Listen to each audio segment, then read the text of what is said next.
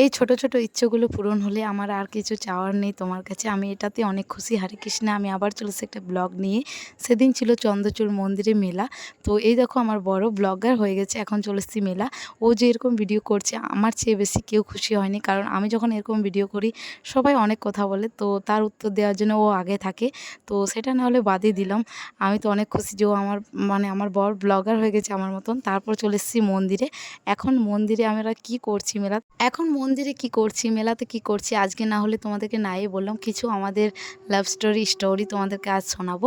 যখন আমাদের প্রথম ১ সপ্তাহ রিলেশন, সেই টাইমে ১ সপ্তাহের প্রথম রিলেশন, তখন আমরা দুজন মিলে এসেছিলাম মেলা দেখতে।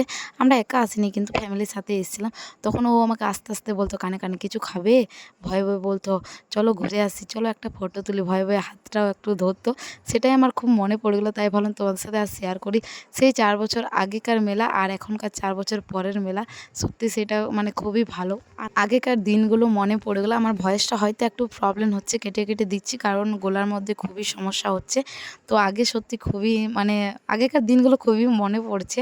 আর এখনকার, তখন ও আমার পেছনে ঘুরতো, এখন ওর পেছনে আমি ঘুরি। কি বলবো তোমাদেরকে, শুধুমাত্র জিলাপি ছাড়া। আর তো এখন জিলাপি নিয়ে নিয়েছি আর আমি মোমো খেয়ে নিয়েছি।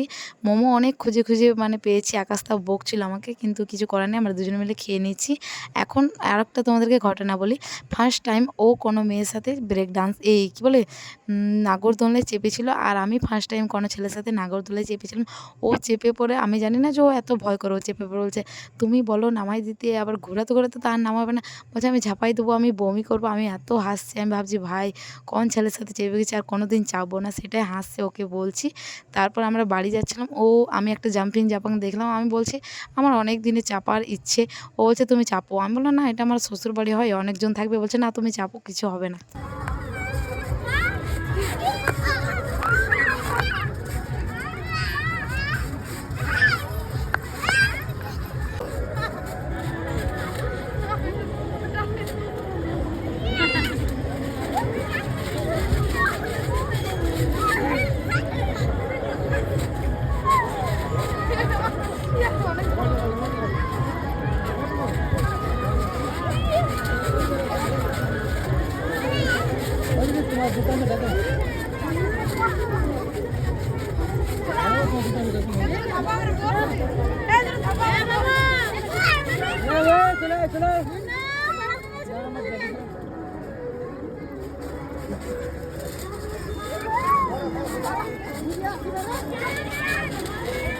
আমার কাছে দামি জিনিসের থেকে আমার ছোট, ছোট ইচ্ছেগুলো যদি কেউ বুঝে, সেটাই আমার কাছে ইম্পর্টেন্ট।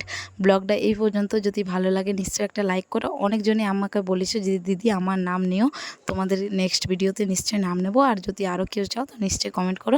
ভিডিওটা এই পর্যন্ত। হরে কৃষ্ণা।